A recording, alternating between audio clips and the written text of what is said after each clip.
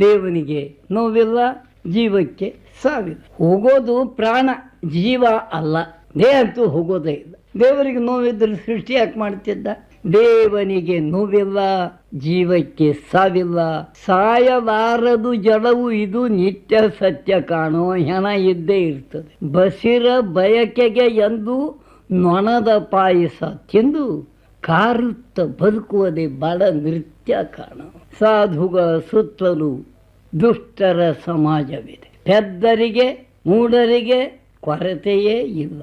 ಆ ದೈತ್ಯ ಈ ದೈತ್ಯ ದೈತ್ಯರಿರುವಾಗ ಯಾ ದೈತ್ಯ ಸತ್ತರೂ ಏನು ಶಾಂತಿ? ಅವತಾರ ಕೃತ್ಯವು ಕ್ಷಣಿಕ ಭ್ರಾಂತಿ, ಕ್ಷಣಿಕ ಕ್ರಾಂತಿ. ಕಾಲ ರುದ್ರನ ಜತೆಗೆ ಅವನ ಜಡೆಗೆ ವೀರಭದ್ರ ಇದ್ದಾನೆ. ಆ ಕೃಷ್ಣನ ಜೊತೆಗೂ ಬಲರಾಮ ಬಲಭದ್ರ ಇದ್ದಾನೆ.